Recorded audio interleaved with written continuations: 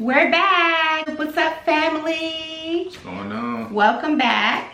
So we wanted to talk to you guys about how we met and how we were able to get into this tradition of Orisha. So you want to go first? No. All right. So here's how we met. So first we met when I was doing crystals and coffee. We met each other that way. I did not know that we were, I guess, Instagram friends and Facebook friends. Facebook. Okay, for years. And I just happened to be on another site, and he noticed me on another site and was like, oh wow, I think we're Facebook friends. And so he noticed also that I was doing the crystals and coffee. So he sent me a message asking me when I was going to do another coffees and crystal video. And I was so excited. I think I only had maybe like 10 subscribers to my channel back then. And so long story short, I asked him if I could give him a reading. And so when I gave him a reading, everything that I read in the reading, it was a tarot card reading. It came back clear and concise, and he was like, oh my God, that is so accurate. So I also was promoting my oils at the time. So I sent him a link, and he was interested in one of my oils called Come To Me oil. And so he asked to purchase it, and it just so happens that he didn't live too far from me. So we linked up at a local coffee shop, and he asked me a question later on, I think that evening. He said, can I use this oil on you? And I was like, what? What you mean, can you use the oil on me? Yeah, smooth.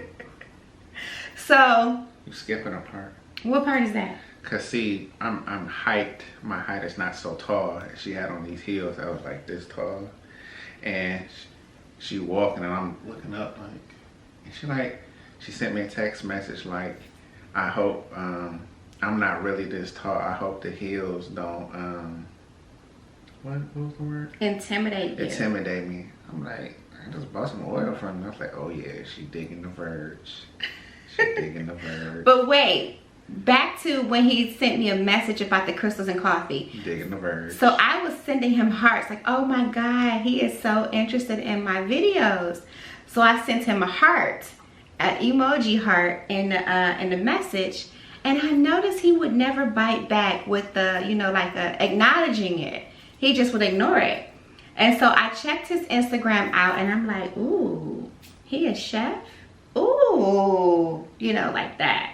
And I'm like, ooh, look at his beard. It was nice and full, and it was black. It was black. I think I kind of stressed him out throughout our time together because he's a little gray. He got salt and pepper going on here. Mm-hmm. Well, not a little, a lot of salt and pepper. Yeah, too much salt. So. Not enough pepper. So, he didn't bite on the hearts and stuff, so I just let it go. I'm like, well, he not interested?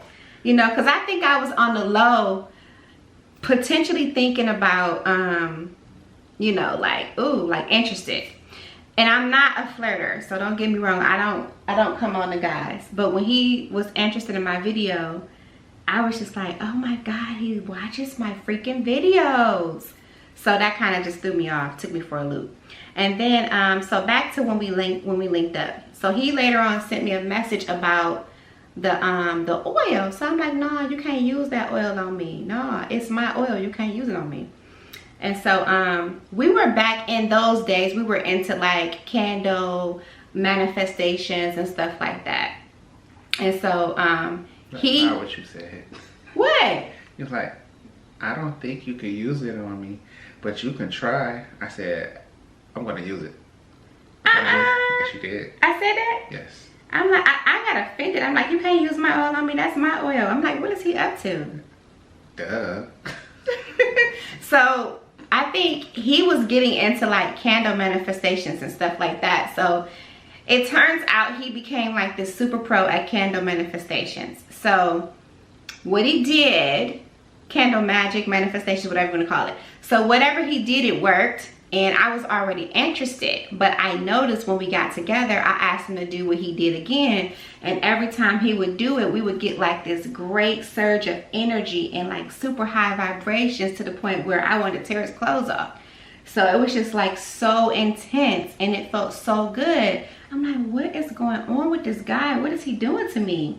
But he got my oil though. So I knew it was a mad combination between the both of us. Chemistry was just like, you know, on 100. So after that, where was I going? So, okay, that, and then, what else am I missing?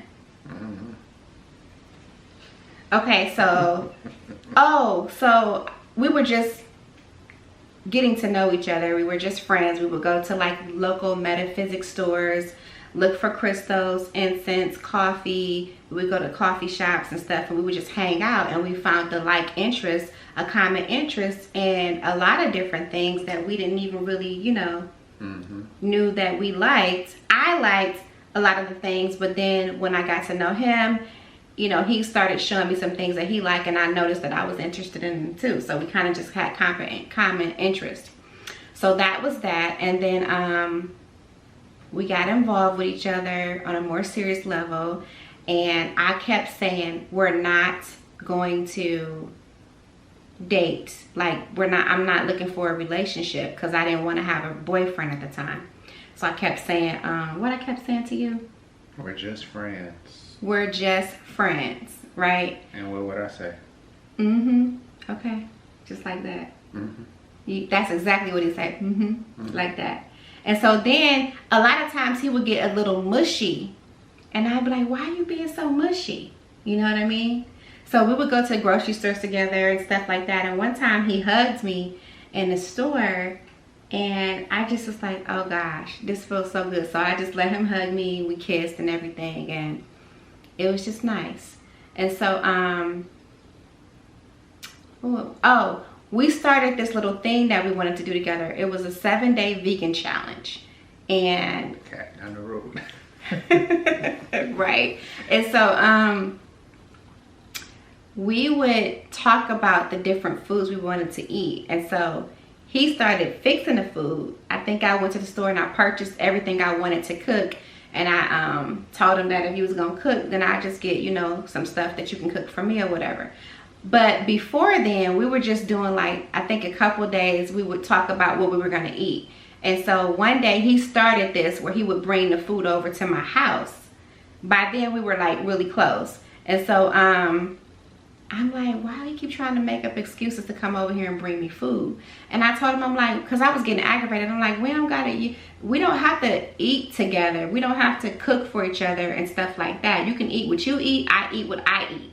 We doing a 7-day vegan challenge, but that don't mean you got to bring me food. And so he was just like, well, what you cook? Can I have a plate? So I'm like, okay. So it didn't matter what I was saying, because if he wanted to be around me, he was gonna make a way. So I was kind of liking that when he started coming around bringing the foods, because the food that he was cooking me was just so delicious, and he was making it from scratch, and I was just like, oh my God. And it was very good. So we had a picnic outside one day. I got ate up by mosquitoes, and then we kind of just topped it off in a car. And then we just started getting closer. So one day, as his birthday was approaching, I think it was on his birthday. On my birthday. Yeah, on his birthday. I was like, well, I guess we can make this official. You want to be my man? You want to be my man? You could be my man. He was like, okay. She asked the Verge. I asked the Verge. So now here we are. So that's our story. So how we got into this faith was on one of our little adventures. We were out and about, and we were walking up and down this strip. We were looking for a bookstore or something. And so we passed. Passing out flyers too. For what? I think he was doing something. Getting ready for something. Oh, okay, yeah. I think we was passing out flyers. What, for the foundation or the studio? Something, I don't know. Yeah, one of them. Okay, and so we passed this drumming store, and this was like the 4th time we walked past this drumming store, because I kept getting confused. Like, Dad, where's this bookstore at? Because I wanted to take a lot of the flyers there, and plus I think we were looking for some books. And so I couldn't find it. So the lady in the drumming store, she came out and she was like, it's meant for y'all to come in here. Come in here. Y'all got to come in here. So she came and got us, and she sent him to the bar with a book. And what was the name of that book? Marcus Garvey. That wasn't it. It was something about the ancient Egyptian or something like that. It was not Marcus Garvey. It was Marcus Garvey. I could have sworn it was about Kemet or something. Okay, well, Marcus Garvey. So she sent him over to the bar about Marcus Garvey, and he read the book or whatever over there. He had already read the book already, but he went over there. I don't know books. So we sat down, and she and I was talking. And so she introduced me to the drums and everything. We started playing the drums and stuff like that. And then another person that I used to be acquaintance with, she came in, and I'm like, oh my, this is interesting. So she wound up being there. But I had talked to this young lady after that drumming ceremony was over, the one who brought us in there, the owner. And I told her after everybody cleared out, either this was before or after, I can't remember the actual way it happened, but I told her, I'm like, I need a reading because I feel like somebody I know tried to put a hex on me or put a spell, whatever you want to call it. So she was like, you need to go to Ogambi. So she gave me Ogambi's information, and I went to him for a reading. And it came back that whatever the person did didn't work. And so he was a Babalawo. And so that was the Babalawo that we first got our Ilekes from. And that's how we started in this tradition. So after we met with him, if you guys been following our station, then you guys know that how that unfolded. And then how we went into Texas. So when we went to Texas, we were just doing our 1-2, shopping around at Botanicas, like how I was saying we do here with the metaphysics shops and stuff. We would shop around at Botanicas. We went to Texas just on a vacation. And we met my old godmother, Vanessa. I can say her name now, Vanessa. Our old godmother. And we kept in contact with her. We had questions, and she was Johnny on the spot answering questions. And like I said before, everything was cool. It was just her attitude. And the ceremony was done right. Everything was cool. I just didn't like how it unfolded. And I felt really betrayed about that situation. You guys, if you guys are familiar with it, you guys watched the video. So that's how things unfolded with that. And then now we're where we are. So that's pretty much the gist of how we met without going into every little teeny detail. So it was pretty interesting. I feel like we were really drawn to Orisha, like we were really drawn into this faith. Yeah. And I felt like it was fate that brought us here, and it was our destiny that we actually get in alignment with Orisha, get a reading. It all started with a reading, you guys. And then that's how we knew, and we wouldn't let up. I just was so intrigued, and it was so interesting to me because I had always prayed. You know, I used to be like really into Christianity, and I was praying so hard for the truth, and I would cry out to God and just pray so hard for me to get closer to God, because I always felt like something was really truly missing, and it just didn't really add up to much for me. And so I finally got, you know, what I've been praying for, and even though it's an oral tradition, it just makes so much more sense to me, and it feels so much more close to home. I can relate. I feel like this is what my spirit has been longing for, and I can really appreciate it. That's why I love talking about Orisha so much and learning, and I'm just so, I can sit there and watch stuff for hours. Like yesterday I just watched Calvo in an interview, Alfredo Calvo, I can't pronounce, I don't know how to say his name. Again, and I watched it again and again and again. And he was talking in with Spanish, but I was able to go to my captions and read it and stuff like that. And I just enjoy, you know, a lot of Orisha stuff. So I'm glad that we're here. At first, when I was learning about the tradition, I just was like, I wasn't really so much interested in it because I couldn't really understand it. And it was kind of like so much to like fathom. So now that, you know, I took my time, I wasn't rushing. After we got our LKs, we took our time and got more engaged into it. And it just kind of is all unfolding the way it needs to unfold. So, Okay. yeah. Yeah. You waiting on me to say something? You got anything you want to say? She wanted to diverge. I did not know you were going to throw that curveball out there. No, but our journey is, I mean, we went through a lot. I mean, and the good thing is that we didn't give up, because they don't give up on us. We just said, forget it, you know. We can't find nobody to teach us or do anything. We're gonna learn. We're gonna learn from something. We're gonna be nitpicking and getting this. Okay, if this makes sense. Okay, we're gonna go to what we have and talk to them and say, hey, is this what you like? And if it don't jive, you know, we don't do it. If we do jive, then that's what we do. You know, I was told so many times, don't give your Ishu so much candy. He gonna develop a sweet tooth. But that's what he like. You know, I started him off with candy, a lot of candy. And you know, it's like, I mean, just think about it. And I'm not trying to play him down to a kid, but just think about it. You give a kid so much candy, and then you give him a bag full of candy, and you just take away everything but 2 pieces. You're gonna look at you kind of crazy, like, seriously?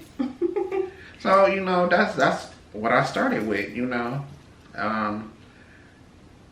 Yeah, you know, you just pick up bits and tidbits or whatever from, you know, different people, and you keep moving forward. Don't let nobody interfere with your spirituality, because once you get to a certain level and you start getting ebos done, and, you know, getting things that generational curses, and you start getting things removed off of you, you'll sleep better. You can honestly say, you know, after a while, I've been waking up better and, you know, in a better mood.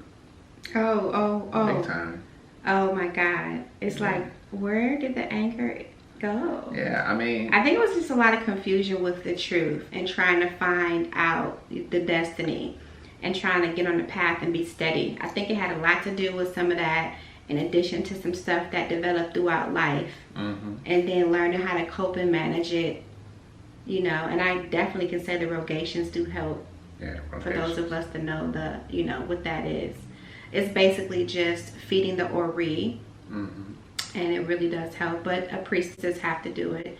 That's it. Don't get discouraged. Don't let nobody tell you one side is better than the other. What's for you is for you. At the end of the day, the Orisha that's in Havana is the same one that's in Nigeria. It's the same energy, just different worship, you know, different ways. Systems. Yeah, it's just not even that far off different. Just like, you know, just a little bit. As long as whatever your heart feels content with, that's what you go with, and don't let nobody discourage you. And on top of what we learned, of course, we wanted to let our madrina and our padrina know what we learned, so that they could correct us and show us the proper way that they do things in their house. Since it's an oral tradition, you know, we only learn but so much.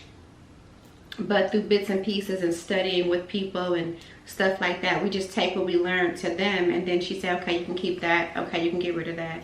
Okay, you got to do it this way. Okay, you got to do it that way. You got to say this to Elekwa or Etchu. You got to say this, you got to do that. So it's kind of, you know, very helpful to definitely know, to have them around, definitely, because without them, you wouldn't really know what to do.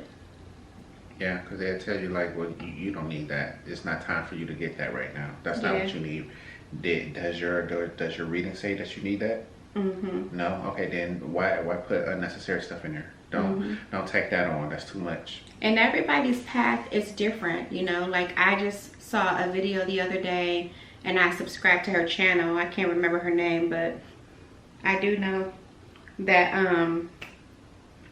when you get your ilekes, some houses, if you, like for an example, I think she has Chelsea crowned. So when she passes out her elect keys to her godchildren, she's going to pass out the standard elect keys, but she's also going to give you a Chelsea, because in her house, that's how they do things there. So it's just a matter of what you're up under and how they do things, like I say 1,000 times. But that's pretty much it, guys. You guys also let us know if you're interested in any other videos. We would love to you know, start getting back up and going with the videos. I'm not gonna promise every week, because it just so happens I got done with a few things early and I said, babe, you wanna make a video? He said, okay, sure.